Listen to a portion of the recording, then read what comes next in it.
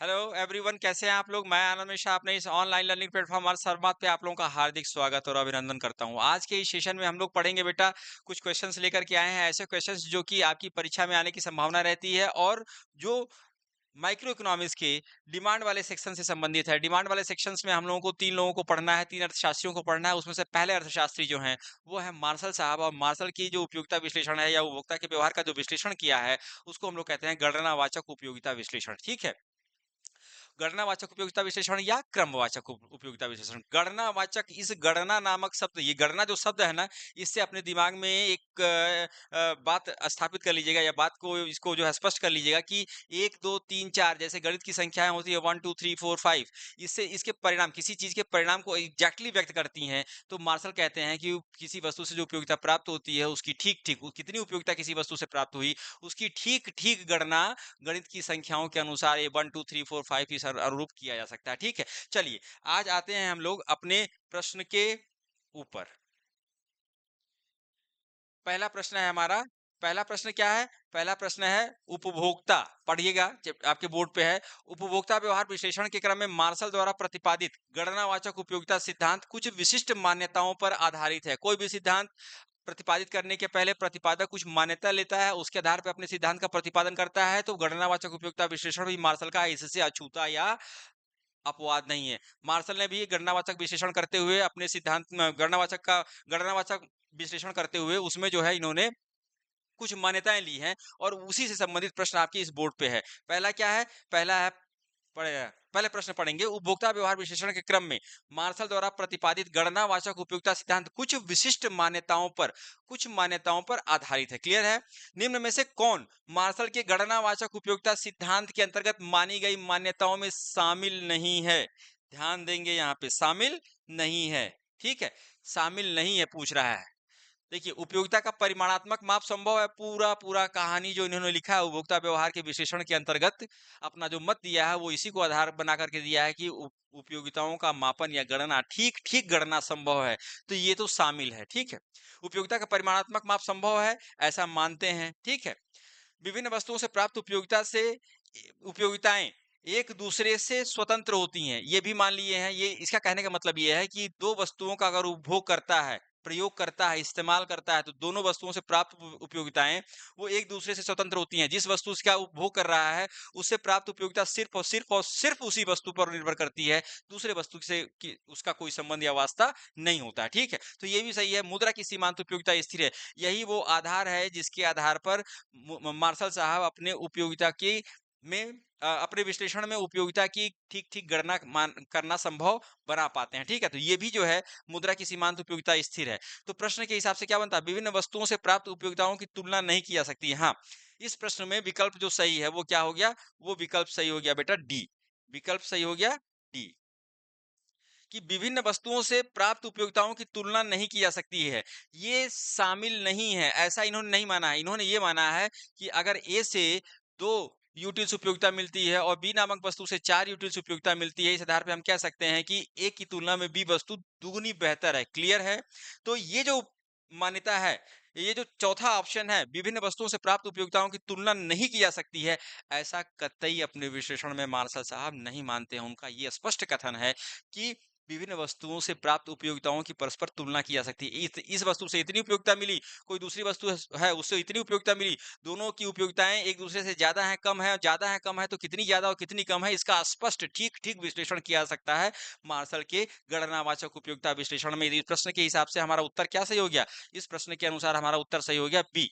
ठीक है, अब इसमें हम लोग प्रश्न, दूसरा प्रश्न लेते हैं। दूसरा प्रश्न क्या है? दूसरा प्रश्न है,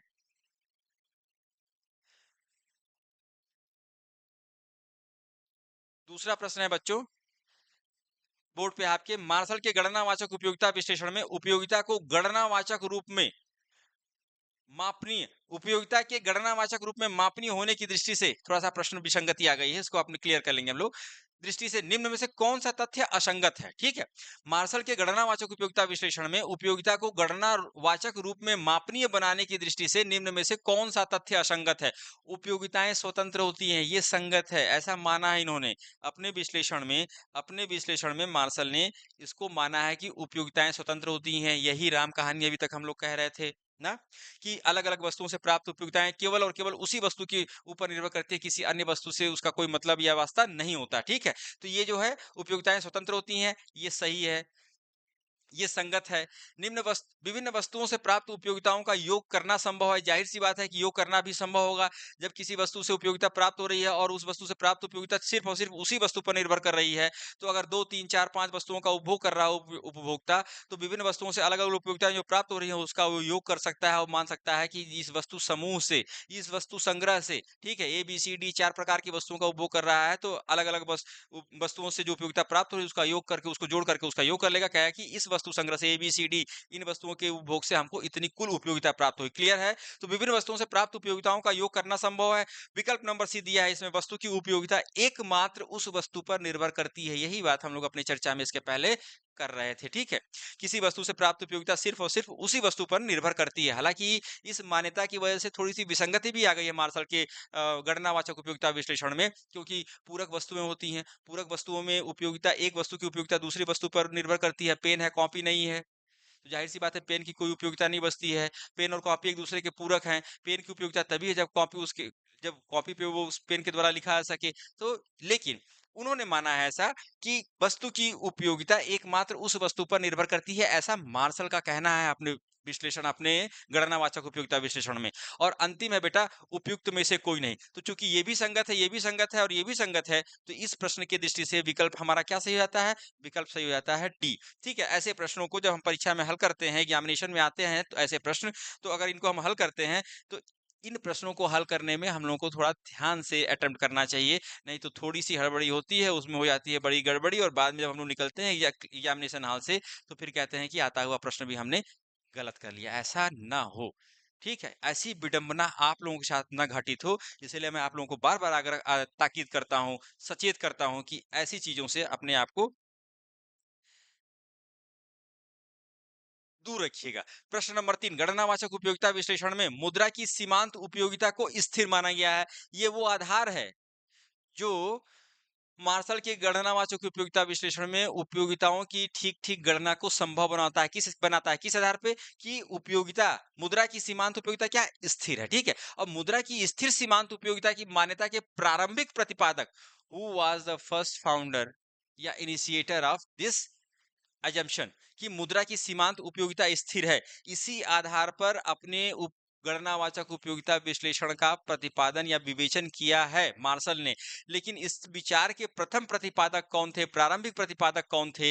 इस विचार के प्रारंभिक प्रतिपादक एजवर्थ नहीं थे, गॉशन भी नहीं थे, मार्शल भी नहीं थे। मार्शल ने इसको और व्यवस्थित और बेहतर किया, लेकिन इसको प्रारंभिक रूप से देने का श्रेय किसको है? बर्नौली को है। मुद्रा की सीमांत उपयोगिता स्थिर है, ऐसी प्रारंभिक मान्यता या ऐसा प्रारंभिक विचार देने वाले प्रतिपादक कौन है, विचारक कौन है? ऐसे प्रारंभिक, ये विचार देने वाले प्रारंभिक विचारक या प्रतिपादक है बर्नौली। याद रखिएगा इसको, ये अच्छा फैक्ट है आप लोगों के एग्जाम में आने की स्थिति में आप लोगों के लिए जो है। देखिए इसमें पहले ही कुछ, चलिए प्रश्न नंबर 3, प्रश्न नंबर 4 आप लोगों के बोर्ड पे है, पढ़ेंगे इसको अच्छे से। पढ़िए, यदि मुद्रा की सीमांत उपयोगिता को स्थिर न माना जाए तो निम्न में से क्या परिणाम प्राप्त होंगे? यद्यपि कि मार्शल ने अपने गणनावाचक उपयोगिता विश्लेषण में मुद्रा की सीमांत उपयोगिता को स्थिर माना है, लेकिन इस प्रश्न में क्या कह रहा है कि यदि स्थिर न माना जाए तो क्या स्थिति होगी? यदि स्थिर न माना जाए बेटा, तो वस्तु की कीमत घटने पर, जब मुद्रा की सीमांत उपयोगिता स्थिर मानी जाती है तभी, और उसी स्थिति में वस्तु की जो मार्जिनल यूटिलिटी कर्व होता है वो डिमांड कर्व में बदल जाता है, ठीक है। लेकिन अगर स्थिर ना हो तो क्या होगा? अगर स्थिर ना हो तो, अगर स्थिर ना हो तो क्या होगा? वस्तु की कीमत घटने पर वस्तु की सीमांत उपयोगिता वक्र वस्तु के मांग वक्र से नीचे होगी। ये कह रहा है कि वस्तु का मांग वक्र ये होगा अगर कीमत घटेगी तो, अगर स्थिर नहीं है मुद्रा की सीमांत उपयोगिता, और ये वस्तु की सीमांत उपयोगिता वक्र होगी। ये सही है, ये विकल्प क्या है, सही है। वस्तु की कीमत बढ़ने पर वस्तु का मांग वक्र वस्तु के सीमांत उपयोगिता वक्र से नीचे होगा। मांग वक्र यहाँ पे मार्जिनल यूटिलिटी कर्व, जब कीमत घट रही है तो marginal utility curve demand curve से नीचे होगा, और जब कीमत बढ़ेगी तो मार्जिनल डिमांड कर्व जो है वो मार्जिनल यूटिलिटी कर्व से नीचे होगा। ये दोनों कथन सत्य हैं, और इसलिए इसको जो है नोट कर लीजिएगा, इसको रट लीजिएगा, ठीक है। ऐसे प्रश्न अगर आएंगे तो ऑलमोस्ट आपके जितने प्रतिभागी होंगे परीक्षा में, एग्जाम देने वाले, ऑलमोस्ट लोग उसको गलत करके आएंगे, ठीक है। तो इसको नोट करके और रट लीजिएगा कि अगर ऐसी कंडीशन होती है तो क्या होगा। ठीक है। प्रश्न नंबर 5, मार्शल के गणनावाचक उपयोगिता विश्लेषण में वस्तु से उपभोक्ता को जो उपयोगिता प्राप्त होती है उसकी जानकारी प्राप्त करने के लिए निम्न में से किस विधि पद्धति का प्रयोग किया जाता है। जैसे वो कहते हैं कि उपभोक्ता ने ये वस्तु खरीदी, उससे इतनी उपयोगिता प्राप्त हुई, तो वो जो उपयोगिता प्राप्त हो रही है उपभोक्ता को उस वस्तु के उपयोग से या प्रयोग से या इस्तेमाल से, वो कैसे जानते हैं या कैसे जाना जा सकता है, किस विधि के द्वारा जाना जा सकता है। तो एक प्रेक्षण विधि होती है, देख करके, साक्षात्कार विधि होती है, पूछ करके, आत्म परीक्षण विधि होती है, हमारे ऊपर जो घटित हुआ है उसके अनुभूति को दूसरे के ऊपर अप्लाई करके, ठीक है, और व्यवहारिक निरीक्षण विधि के द्वारा। तो इसमें आप लोग सभी लोग जानते हैं कि आत्म परीक्षण विधि के द्वारा, इंट्रोस्पेक्शन मेथड के द्वारा हम ये जानते हैं कि कोई उपभोक्ता किसी वस्तु का उपभोग कर रहा है। यदि उस वस्तु का हमने उपभोग किया है विगत में या पहले, तो उससे जो अनुभूति हमको मिली है, जो संतुष्टि मिली है, उस संतुष्टि के रूप में जो अनुभूति मिली है, उसी के हिसाब से हम उसको अप्लाई कर देते हैं कि वो अगला व्यक्ति भी इस वस्तु को खरीद रहा है, उपभोग कर रहा है, तो उसके साथ भी यही चीज होती होगी। ठीक है।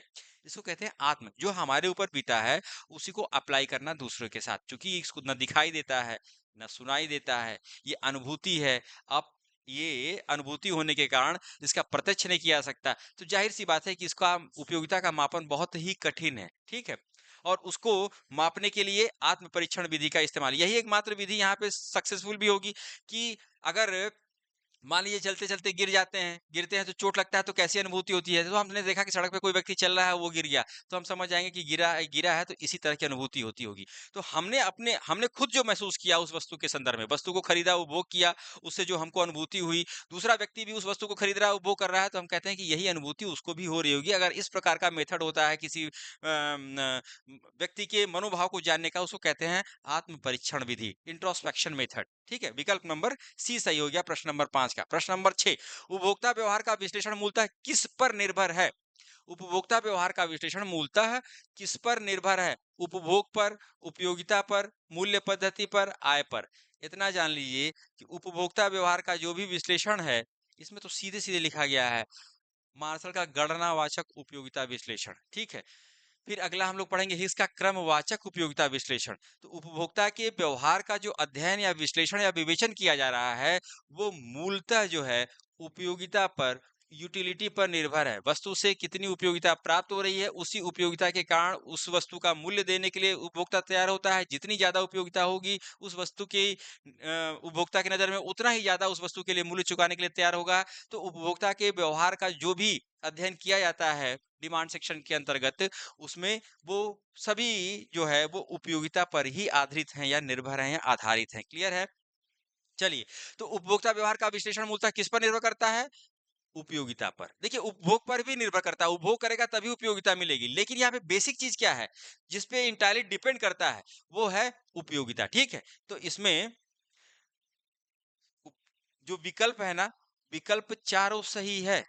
इधर से या उधर से देखेंगे तो कहेंगे कि नहीं ये भी सही हो सकता है, ये भी सही हो सकता है, लेकिन सबसे अच्छा, सबसे बेहतर विकल्प कौन सा है? वो क्या है? विकल्प बी, उपयोगिता पर, यूटिलिटी पर निर्भर करता है उपभोक्ता व्यवहार का विश्लेषण। चलिए आगे बढ़ते हैं। निम्न में से किस अर्थशास्त्री ने उपभोग को नकारात्मक उत्पादन कहा है? जब भी हम उत्पादन करते हैं तो उत्पादन करने के कारण, उत्पादन करने के क्रम में वस्तु में उपयोगिता का सृजन करते हैं, उपयोगिता को जोड़ते हैं। ठीक है। तब जब उपयोगिता का सृजन होता है तो वो वस्तु हमारे किसी आवश्यकता को पूरा करना उसके लिए संभव होता है, और इसीलिए वो वस्तु उपयोगी होती है। ठीक है। जैसे टीन का एक चादर हो, ठीक है, उसको हम हमारे लिए किसी काम का नहीं है, लेकिन उसको आकार उसको जो है गोल बना दिया, उसमें एक आधार दे दिया, तो बाल्टी के रूप में हमारे सामने आई थी, तो उसके टीन का चादर का रूप, रंग, आकार या कहिए आकार बदल गया। आकार बदलने की वजह से वो बाल्टी के रूप में जब उसको बदल देते हैं आकार बदल करके, तो उसमें हम पानी संग्रह कर सकते हैं और पानी संग्रह करने के कारण ही उस बाल्टी की हमारे लिए उपयोगिता है। क्लियर है? तो निम्न में से किस अर्थशास्त्री ने उपभोग को नकारात्मक उत्पादन कहा है? उत्पादन करना, उपयोगिता का सृजन करना है। उपभोग कर लिया मतलब उस उपयोगिता को समाप्त कर दिया। उपभोग करने का मतलब उपयोगिता समाप्त। इस दृष्टि से उसको नकारात्मक उत्पादन कहा जाता है। किसको? उपभोग को। और ऐसा कहने वाले कौन है? जेके मेहता, विकल्प ए, बी बोल्डिंग, सी मार्शल, डी मिल। तो इसमें मार्शल साहब ने ये बात कही है कि उपभोग जो है वो उपभोग के कारण क्या होता है? उपयोगिता नष्ट। रोटी बनाया, रोटी में भूख को संतुष्ट करने की क्षमता है, लेकिन जब रोटी खा लिया, रोटी बनाया तो उसमें उपयोगिता आई, लेकिन रोटी का उपभोग कर लिया, खा लिया, उपयोगिता समाप्त हो गई। इस दृष्टि से उपभोग को नकारात्मक उत्पादन कहा गया है और ऐसा कहने वाले व्यक्ति जो हैं, अर्थशास्त्री जो हैं, वो है मार्शल। प्रश्न नंबर 8, गणनावाचक उपयोगिता विश्लेषण में उपयोगिता का ठीक-ठीक मापन संभव होता है कैसे? यूटिल्स के द्वारा, मुद्रा के द्वारा, संतुष्टि के द्वारा, उपयुक्त में से कोई नहीं। तो यूटिल्स को जो है आप इकाई मान सकते हैं। ये यूनिट है बेटा किसका? उपयोगिता का, ठीक है? एक काल्पनिक इकाई मान लिया गया है, लेकिन इसमें गणनावाचक उपयोगिता विश्लेषण में उपयोगिता का ठीक-ठीक मापन संभव होता है किसके द्वारा? ठीक-ठीक उपयोगिता का मापन संभव होता है मुद्रा के द्वारा। और ये कैसे संभव होता है? क्योंकि मुद्रा की सीमांत उपयोगिता को मार्शल साहब क्या करते हैं? स्थिर मान लेते हैं और इसी कारण से मुद्रा के द्वारा गणनावाचक उपयोगिता विश्लेषण में उपयोगिता का ठीक-ठीक मापन करना संभव बना पाए हैं कौन? मार्शल। ठीक है, चलिए प्रश्न नंबर 9, पूंजीवादी अर्थव्यवस्था में उपभोक्ता सम्राट होता है। सम्राट होता है, ऐसे कथन आपकी परीक्षा में आते हैं। पूंजीवादी अर्थव्यवस्था में उपभोक्ता क्या होता है? सम्राट होता है। सम्राट क्या कहता है? सम्राट आदेश देता है, उसके आदेश का पालन दरबारी भी करते हैं, नागरिक भी करते हैं, प्रजा भी करती है। ठीक है, तो पूंजीवादी अर्थव्यवस्था में जितनी भी आर्थिक गतिविधियां होती हैं, वो आर्थिक गतिविधियां किसके द्वारा संचालित होती हैं या किसके अनुसार संचालित होती हैं, किसके निर्देश पर संचालित होती हैं? तो कहा यह जाता है ना कि पूंजीवादी आर्थिक प्रणाली में सारी आर्थिक गतिविधियां उपभोग से शुरू होती हैं और उपभोग पर समाप्त हो जाती हैं। उत्पादन उत्पादन होता है, उत्पादन का उपभोग होता है, उत्पादन के क्रम में लगे हुए उत्पादन के साधनों को उत्पादन में योगदान देने के कारण आय प्राप्त होती है। उस आय से अपनी आवश्यकता की पूर्ति के लिए आवश्यक वस्तुओं को खरीदते हैं, उनका उपभोग करते हैं, इस्तेमाल करते हैं और सॉरी और फिर उसका जो है इस्तेमाल करके उससे उपयोगिता प्राप्त करते हैं। उत्पादन, उपभोग। उत्पादन किया, वस्तु का सृजन हुआ, उपभोग किया, वस्तु समाप्त हो गई। नकारात्मक उत्पादन उपभोग, इसके पहले वाले प्रश्न में हम लोगों ने देखा। ठीक है, तो पूंजीवादी अर्थव्यवस्था में उपभोक्ता सम्राट होता है। उपभोक्ता ही वस्तु की मांग करता है, उसी मांग से संकेत मिलता है उत्पादक को कि किस वस्तु का उपयोग उत्पादन करना है, किस वस्तु का उत्पादन करना है, कितना उत्पादन करना है। ठीक है, तो सारी आर्थिक गतिविधि किसके अनुसार संचालित होती है या किसके निर्देश पर कहिए या किसके इशारे पर संचालित होती है? तो पूंजीवादी आर्थिक प्रणाली में वो जो घटक है वो कौन है? वो उपभोक्ता है, कंज्यूमर है। ठीक है, और ये सम्राट होता है, इसीलिए कहा जाता है कि पूंजीवादी आर्थिक प्रणाली में उपभोक्ता क्या होता है? सम्राट होता है। प्रस्तुत किया जाए, पेश किया जाए, ठीक है, गर्दन जो है धड़ से अलग कर दी जाए इस आदमी को जो है कारावास में डाल दिया जाए, ये सारा निर्देश राजा देता है और राजा की इच्छा ही जो है नियम होता है। कहाँ? अम, राजतंत्र में। ठीक है, तो यही चीज ठीक ठीक यही चीज जो घटित होती है पूंजीवादी आर्थिक प्रणाली में और उपभोक्ता के द्वारा। उपभोक्ता ही वहां सम्राट या राजा होता है। ऐसा कथन कहने वाले कौन है? तो ऐसा कथन कहने वाले बेटा बेनहम है। ठीक है, बेनहम नामक अर्थशास्त्री ने पूंजीवादी आर्थिक प्रणाली में उपभोक्ता को सर्वशक्तिमान बताया है और सारी आर्थिक गतिविधियों के संचालनकर्ता के रूप में या निर्देशक के रूप में, ठीक है, आदेश देने वाले के रूप में उपभोक्ता को स्वीकार किया है। क्लियर है? चलिए, आर्थिक प्रणाली आप लोगों ने पढ़ा है। प्रश्न नंबर 10, कुल उपयोगिता में होने वाली वृद्धि की विशिष्टता है कि जो व्यक्ति अगर वस्तु का उपभोग करता है, 1 इकाई, 2 इकाई, 3 इकाई, 4 इकाई, 5 इकाई वस्तु का उपभोग करता है, तो धीरे धीरे उसकी कुल उपयोगिता बढ़ती है। वो जो बढ़ती हुई उपयोगिता है, अतिरिक्त वस्तुओं के उपभोग के कारण जो उपयोगिता या कुल उपयोगिता में जो वृद्धि हो रही है, उसका नेचर क्या है, किस प्रकार से वो बढ़ती है, यही प्रश्न आपसे पूछा गया है। तो यह कुल उपयोगिता में होने वाली वृद्धि की विशेषता है कि कुल उपयोगिता पहले बढ़ती दर से बढ़ती है, फिर स्थिर दर से बढ़ती है। बढ़ती दर से स्थिर, घटती दर से बढ़ती है, ठीक है? ये तो बिल्कुल नहीं है। इसके प्रश्न के मजमून से ही ये लग रहा है कि ये तो बिल्कुल नहीं होगा। कुल उपयोगिता में वृद्धि सदैव घटती दर से होती है, कुल उपयोगिता सदैव बढ़ती दर से बढ़ती है, कुल उपयोगिता में वृद्धि की प्रवृत्ति अनिश्चित होती है। ठीक है? पहला पहली इकाई का उपभोग किया तो इतनी उपयोगिता मिली, दूसरी इकाई का उपभोग किया इतनी उपयोगिता मिली, तीसरी इकाई का उपभोग किया इतनी उपयोगिता मिली, चौथी इकाई का उपभोग किया इतनी उपयोगिता मिली। तो हम क्या देख रहे हैं, सीमांत उपयोगिता क्रमशः घटती हुई होती है ना, डिक्रीजिंग मार्जिनल यूटिलिटी, ये नियम है। ठीक है, तो जैसे जैसे जैसे मान लीजिए कि इसे 10 यूटिल्स मिला, इसे 8 मिला, इसे 6 मिला, इसे 4 मिला, तो कुल उपयोगिता क्या होगी, सभी इकाइयों से प्राप्त उपयोगिताओं का योग होगा। तो 10 8 18 6 24 4 28, ये क्या हो रहा है, क्रमशः घटती जा रही है ना। मतलब मार्जिनल यूटिलिटी घटती जा रही है और इसके घटने के कारण जो कुल उपयोगिता में वृद्धि है, कुल उपयोगिता बढ़ तो रही है लेकिन घटती हुई दर से बढ़ रही है। क्यों? क्योंकि प्रत्येक अतिरिक्त इकाई अगली इकाई से जो उपयोगिता प्राप्त हो रही है वो पहले वाली इकाई की तुलना में उससे प्राप्त उपयोगिता क्रमशः घटती जा रही है। तो कुल उपयोगिता बढ़ेगी, 10 से 18 हुआ, ठीक है, 18 से 24 हुआ। अगर यहाँ 10 होता, यहाँ 10 है, यहाँ 12 हो गया, तो 10 12 22 हो जाता ना।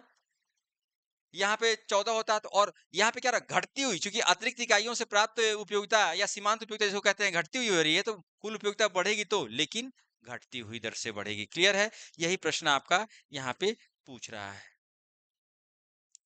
आइए,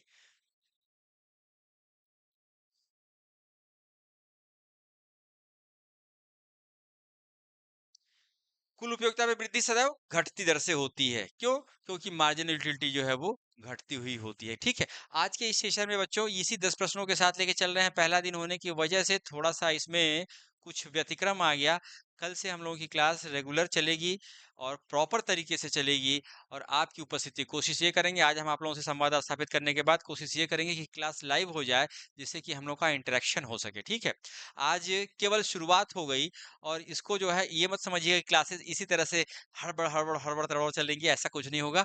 आप लोगों के सामने क्लास बहुत प्रॉपर वे में, बहुत स्ट्रक्चर्ड वे में, बहुत मैनेज्ड वे में चलेगी, और आपकी समस्याओं का समाधान होगा, आपका आत्मविश्वास उसके द्वारा बढ़ेगा, ऐसा मेरा प्रयास रहेगा, और ये आपको मैं विश्वास दिलाता हूँ। ठीक है, तो कल से क्लासेस प्रॉपर चलेंगी। आज श्री गणेश हो गया, कल हम लोग फिर मिलेंगे। चलिए मिलते हैं कल, तब तक के लिए पढ़ते रहिए, व्यस्त रहिए, मस्त रहिए। Thank you very